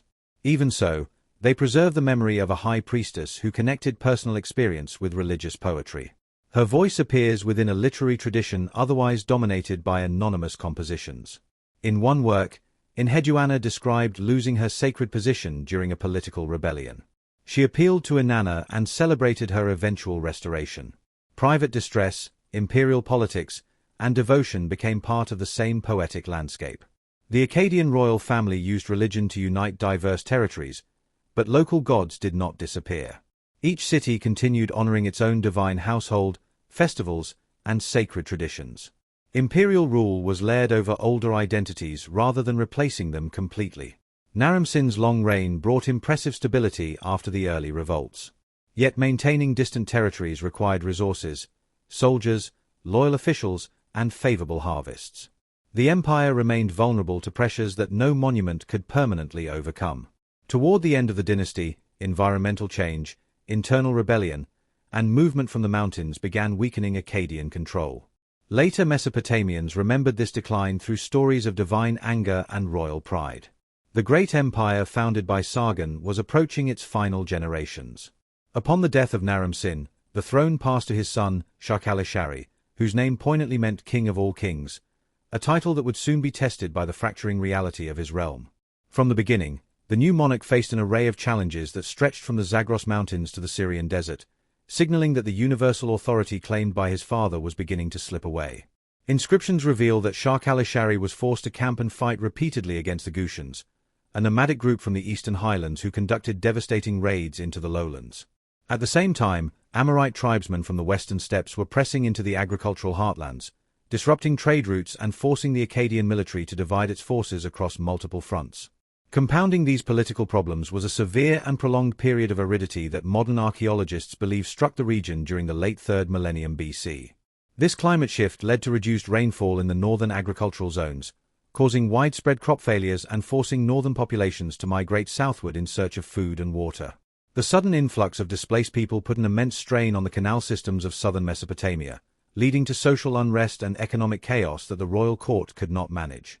Deprived of northern grain tributes and facing rebellion at home, the structural foundations of the world's first empire began to crumble from within. Following the death of Shah Khalishari, the line of succession collapsed into complete confusion, leading later scribes to record a period of total anarchy in the famous Sumerian king list. The text asks a famous and haunting question that perfectly captures the despair of the era, inquiring simply, who was king? Who was not king? The Gushans eventually capitalized on this weakness, sweeping down from the mountains to sack Akkad itself, leaving the legendary capital so utterly destroyed that its exact location remains a mystery to this day. Later Mesopotamian literature viewed the fall of Akkad as a divine punishment for the perceived hubris of Naram-Sin, who they claimed had angered the great god Enlil. As the Akkadian Empire dissolved into memory, Mesopotamia entered a period of fragmentation and decentralization, though local traditions never truly vanished. In the south, the ancient city-states began to assert themselves once more, quietly rebuilding their walls, clearing their blocked canals, and restoring the traditional worship of their local deities. Among these rising centers, the city of Lagash experienced a remarkable cultural and economic renaissance under the rule of its famous governor, Gudea. Choosing to reject the grand, militaristic titles of the Akkadian kings, Gudea preferred to call himself a humble ensi, or governor, dedicated entirely to the service of the gods. Dozens of beautiful diorite statues of Gudea have been recovered by modern archaeologists, depicting him in a calm, meditative posture with hands clasped in eternal prayer. The inscriptions on these statues emphasize his piety, his extensive temple construction projects, and his efforts to bring exotic materials to Lagash through peaceful trade. While Lagash flourished creatively, it was the ancient city of yore that would ultimately achieve complete political reunification under the leadership of a brilliant administrator named Yornamu. Around the year 2112 BC, Yornamu founded the third dynasty of Yor, embarking on a systematic campaign to expel the remaining Gutian forces from the southern plains. Yornamu was a visionary ruler who recognized that lasting power required stable institutions, clear laws, and standardized administrative practices rather than continuous military terror. He is credited with creating one of the earliest known law codes in human history, written in the Sumerian language to establish justice and regulate economic life across his domain. To visually demonstrate the return of divine favor and imperial stability, Yornamu initiated a massive monument building program that would forever change the landscape of Mesopotamia. His grandest achievement was the construction of the Great Ziggurat of Yor, a monumental stepped pyramid dedicated to Nana, the god of the moon and the protector of the city. This colossal structure, built with millions of mud bricks and faced with a durable layer of baked brick set in bitumen, rose high above the flat alluvial plains as a symbol of cosmic order. The ziggurat served as the spiritual and economic heart of Yor, a sacred mountain where priests performed rituals to connect the earthly realm with the heavenly powers. Under Yornamu and his highly capable son, Shulgi, the third dynasty of Yor developed into one of the most bureaucratic and highly organized states the ancient world had ever seen. Thousands of administrative clay tablets from this period survive, detailing every single sheep, bushel of grain, and jar of oil moving through the kingdom's vast redistribution centers. Yet, this highly centralized system was inherently fragile, relying on an immense amount of labor, constant bureaucratic oversight, and favorable environmental conditions to prevent systemic collapse. As the 21st century BC drew to a close, a familiar combination of external migrations and internal strains began to threaten the stability of the dynasty. The Amorites, continuing their eastward movement, began constructing their own settlements within the territory, bypassing the long defensive walls that the kings of Yor had built to keep them out. The complex bureaucratic machinery began to break down as regional governors withheld tax payments, and a severe famine gripped the capital, causing hyperinflation. The end came swiftly in 2004 BC, when an invading army from Elam, an ancient civilization to the east, breached the walls of Yor, plundering its wealth and taking the king away into captivity. The destruction of this magnificent capital was deeply mourned by scribes, who composed heartbreaking literary laments that described the ruined ziggurat and the departure of the gods. With the definitive fall of Ur, the long era of Sumerian political dominance in Mesopotamia came to a permanent end, and the language itself gradually ceased to be spoken in daily life. However, the cultural, religious, and administrative legacy of Sumer would survive for millennia, carefully preserved by the scribes of a rising new power in the north, centered around an ancient city called Babylon. Following the dramatic collapse of the third dynasty of Ur, the southern plains of Mesopotamia entered a new era of fragmentation and intense rivalry, often called the Isin-Larsa period. For over 2 centuries, no single city-state could establish permanent dominance, as different dynasties vied for control over the sacred networks of canals and the remaining agricultural wealth. During this time of fluid borders, the Amorites, who had once been nomadic outsiders, fully integrated into the political landscape, founding new ruling lines in ancient cities like Babylon. Babylon was originally a modest town along the Euphrates River, but its strategic location in the narrow neck of central Mesopotamia gave it a natural advantage for controlling trade. The rise of Babylon reached its definitive turning point in the year 1792 BC, when a young and remarkably capable leader named Hammurabi ascended to the throne. Hammurabi inherited a small, vulnerable kingdom surrounded by powerful rivals, including the kingdoms of Larsa to the south, Ishnuna to the east, and Mari to the northwest. Rather than launching immediate, reckless conquests, Hammurabi spent the first few decades of his long reign focused heavily on domestic stability, building projects, and internal infrastructure. He fortified the walls of Babylon, cleared neglected irrigation canals to boost crop yields, and built lavish temples to honor Marduk, the patron god of his city. This patient strategy allowed Babylon to accumulate wealth and resources while its larger neighbors exhausted themselves in continuous, costly warfare against one another. Hammurabi also proved to be a master of quiet diplomacy, forming temporary alliances with one rival to defeat another, only to turn on his former ally when the time was right.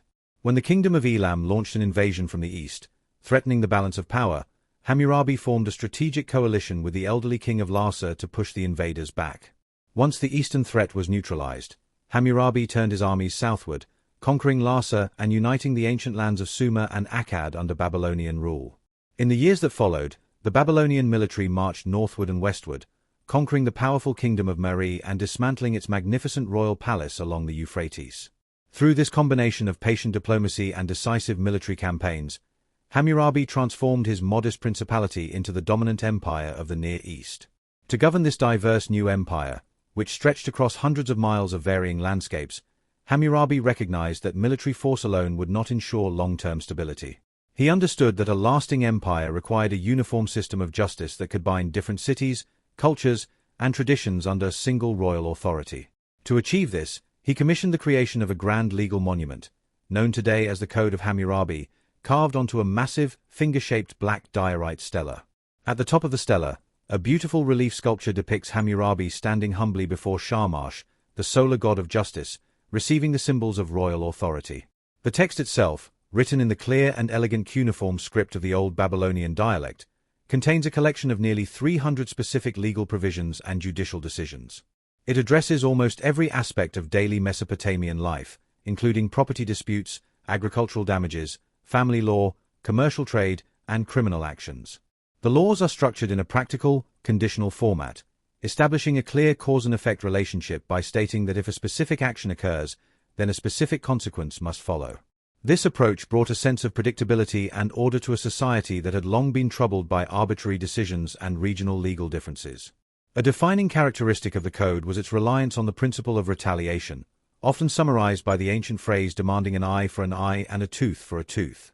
However, the application of these punishments was not entirely equal, as the penalties varied strictly according to the social status of both the offender and the victim. The code explicitly divided Babylonian society into 3 distinct classes: the elite aristocracy, the common free citizens, and the enslaved population who worked the fields and households. If an aristocrat caused bodily harm to a commoner, they were often allowed to pay a monetary fine rather than suffering physical retaliation. Despite these deep social inequalities, the code also included progressive measures designed to protect vulnerable individuals from predatory practices and absolute destitution. It established maximum interest rates on silver and grain loans, protected widows from losing their property, and allowed farmers to cancel debts if natural disasters destroyed their crops. In the extensive prologue and epilogue of the monument, Hammurabi described himself as a righteous shepherd chosen by the gods to ensure that the strong did not oppress the weak. The stela was placed in a public area in Babylon, serving as a permanent visual reminder that the king's justice was watching over the entire land.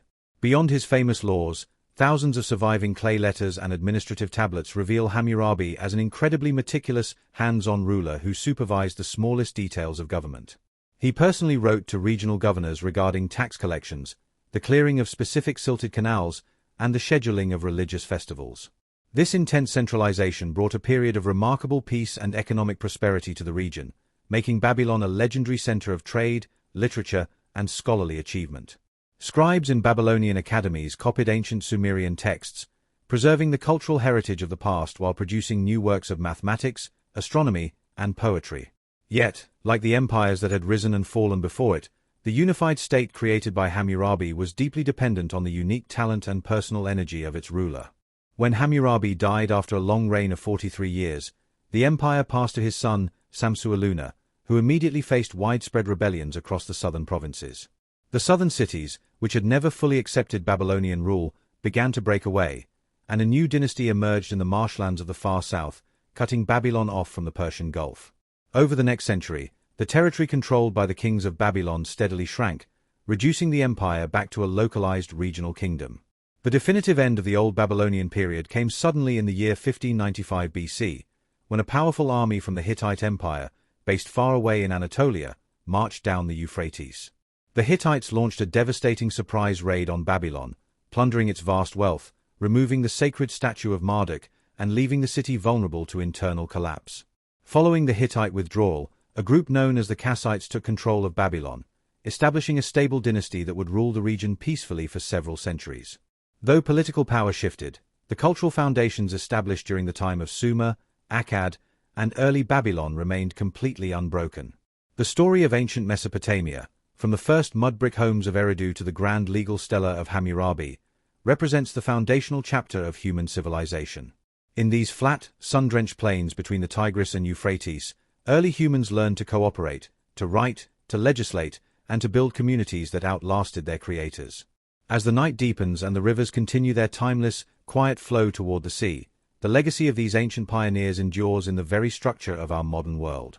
Their laws, their mathematics, and their dreams remain etched into the fabric of history, resting peacefully beneath the desert sands under the quiet watch of the stars. The fall of the old Babylonian kingdom did not mark the end of Mesopotamia's influence, but rather the beginning of an era characterized by international diplomacy and shared regional power.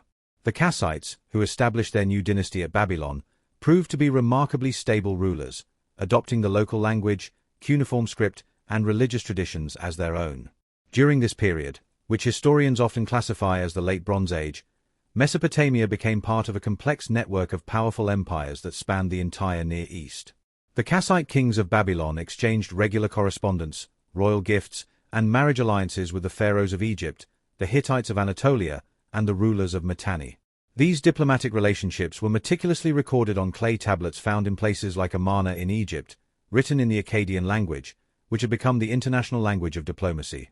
The letters reveal a world where monarchs referred to one another as brothers, negotiating trade agreements for gold, lapis lazuli, horses, and specialized craftsmen. While Babylon maintained its cultural and religious prestige under the Kassites, a new and formidable power was steadily rising in the northern, more mountainous regions of Mesopotamia. This land, known as Assyria, was centered around the ancient city of Ashur, named after their supreme deity who personified the state and its destiny. Unlike the flat, vulnerable alluvial plains of the south, the northern landscape featured rolling hills, dependable rainfall for agriculture, and natural stone resources.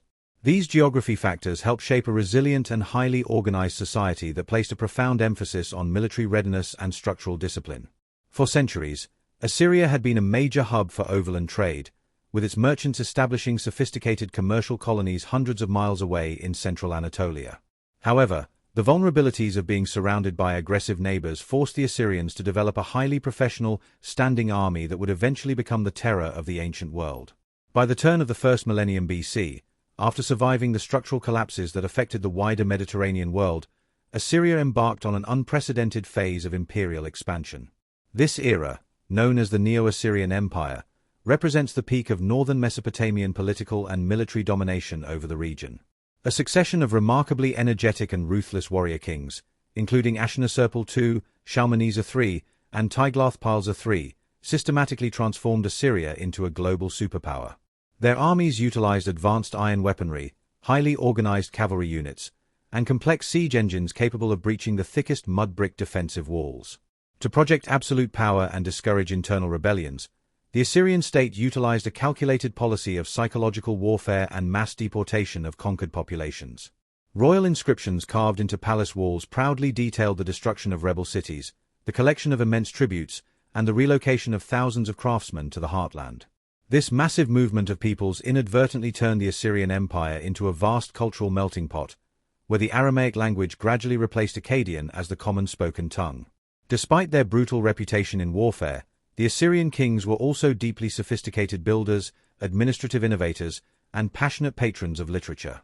King Ashurnasirpal II moved the imperial capital to Kalhu, modern Nimrud, where he constructed a magnificent palace decorated with thousands of beautifully carved alabaster reliefs. These reliefs depicted the king engaged in sacred rituals, leading successful military campaigns, and hunting lions, symbolizing his role as the protector of cosmic order against wild chaos. The administrative sophistication of the empire reached its highest peak during the 8th and 7th centuries BC under the Sargonid dynasty, founded by Sargon II. This line of rulers built spectacular new capitals, organized efficient statewide postal networks, and managed imperial logistics through thousands of daily written reports. Among these late rulers, King Esarhaddon succeeded in expanding Assyrian authority even further, launching a successful invasion of Egypt and capturing the ancient capital of Memphis. For a brief historical moment, a single administrative center in northern Mesopotamia dictated affairs from the Persian Gulf all the way to the Nile River. The last great ruler of the Neo-Assyrian Empire was Ashurbanipal, who ruled from his magnificent palace at Nineveh, a city that had become the largest and most splendid in the world. Ashurbanipal was a unique monarch who took immense pride not just in his military achievements, but also in his advanced scribal education and literacy. He claimed to be able to read the complex, ancient Sumerian texts, solve sophisticated mathematical equations, and understand the subtle omens written across the night sky. His most enduring legacy was the creation of a massive royal library at Nineveh, which aimed to collect every significant text in the Mesopotamian world. Scribes were dispatched across the empire to copy ancient tablets from Babylonian and Sumerian temples, gathering thousands of texts concerning medicine, astronomy, rituals, and history. It was within the ruins of this library that modern archaeologists discovered the famous Epic of Gilgamesh, preserving humanity's oldest literary masterpiece for the modern world. Yet, the immense weight of maintaining such a vast empire through continuous military force eventually exhausted Assyria's economic and human resources. Internal civil wars over royal succession weakened the palace, while new external enemies began to form powerful coalitions along the borders. The final collapse came with astonishing speed near the end of the 7th century BC, when the Babylonians allied with the Medes, a rising power from the Iranian plateau. Together, they systematically marched up the Tigris River, besieging and utterly destroying the great cities of Ashur and Nineveh in 612 BC. The fall of Assyria allowed Babylon to reclaim its position as the undisputed center of Mesopotamian civilization, inaugurating the brief but brilliant Neo-Babylonian Empire. The most famous ruler of this final renaissance was King Nebuchadnezzar II, who dedicated his long reign to rebuilding Babylon on a truly monumental scale. Nebuchadnezzar constructed the legendary Ishtar Gate, covered in vibrant blue glazed bricks and adorned with reliefs of dragons and bulls, welcoming travelers into the heart of the city. He also built massive defensive walls, grand palaces, and restored the great Ziggurat-Etem Ananke, which later generations remembered as the biblical Tower of Babel. This final, spectacular flowering of native Mesopotamian power provided a beautiful, sunset chapter to thousands of years of continuous cultural and scientific evolution. In 539 BC, the Persian king Cyrus the Great entered Babylon peacefully, incorporating Mesopotamia into the Achaemenid Empire and bringing an end to independent Mesopotamian rulers. Though political governance shifted permanently to foreign empires, the ancient culture, astronomical knowledge, and deep religious traditions of the region continued to be practiced for centuries. The memory of the first civilization on Earth remained preserved in the very soil, waiting quietly beneath the desert hills for the dawn of modern archaeology. With the integration of Mesopotamia into the vast network of the Achaemenid Persian Empire, the region did not lose its identity, but rather became the wealthy administrative heart of a new global order. Babylon, with its unmatched prestige, was chosen as one of the official royal capitals of the Persian kings, who respected its ancient temples and maintained its strategic canal systems. The Persian rulers, including Cyrus the Great and Darius, recognized that the agricultural wealth of the alluvial plains was essential for funding their imperial ambitions. They retained the traditional Babylonian bureaucracy, allowing local scribes to continue recording economic transactions, property deeds, and astronomical observations on clay tablets. During this period of Pax Persica, or Persian peace, the ancient trade networks expanded further, connecting the workshops of Lower Mesopotamia with the markets of the Mediterranean and India. The cultural landscape became increasingly cosmopolitan as merchants, soldiers, and administrators from across the known world traveled through the streets of Babylon. This era of stability lasted for over 2 centuries until the late 4th century BC, when a young Macedonian king named Alexander the Great marched his armies into Asia. Alexander systematically dismantled the Persian Empire, winning a decisive victory at the Battle of Gaugamela in northern Mesopotamia in the year 331 BC. When Alexander entered Babylon, he was captivated by its architectural grandeur, its deep scholarly traditions, and its monumental ziggurats. He envisioned the city as the capital of his new, universal empire, ordering the restoration of the Great Temple of Marduk and planning vast new maritime expeditions from its river ports. However, these grand ambitions came to a sudden end in the summer of 323 BC, when Alexander fell ill and died within the palace of Nebuchadnezzar at the age of 32. His unexpected death threw his empire into decades of intense warfare among his generals, a chaotic period known as the War of the Diadochi. Out of this conflict, a general named Seleucus I Nicator established control over Mesopotamia, founding the Seleucid Empire and introducing Hellenistic Greek culture to the region. Seleucus built a new capital city called Seleucia on the Tigris, located just a short distance north of ancient Babylon. The construction of Seleucia marked a significant shift in the demographic and political landscape, as the royal court, elite families, and Greek settlers moved away from Babylon. Yet, even as Babylon declined in political importance, its temples remained active centers of traditional Mesopotamian scholarship, science, and religious ritual.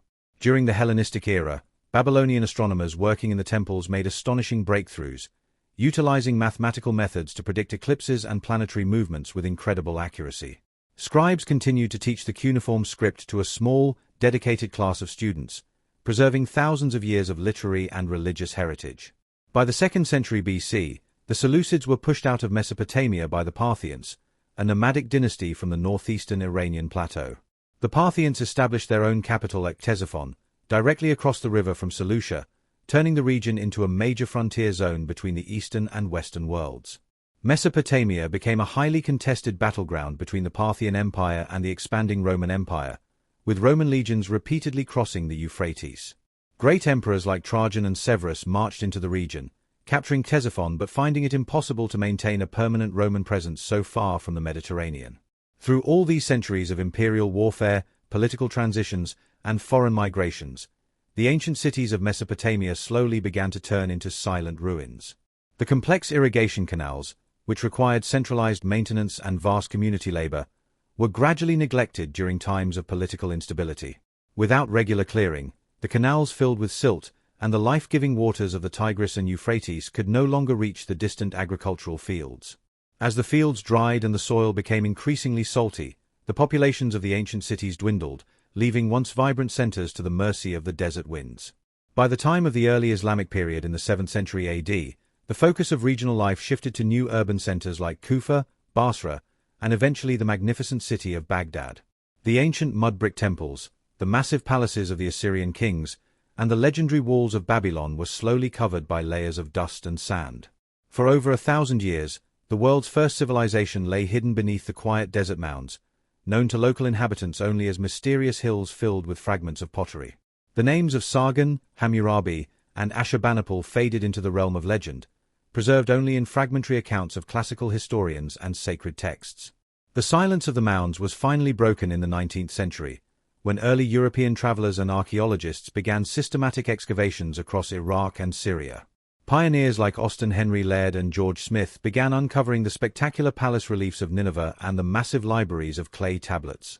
The discovery of these long-buried libraries sent shockwaves through the modern world, as scholars learned to decipher the complex cuneiform script and read the original words of the ancients.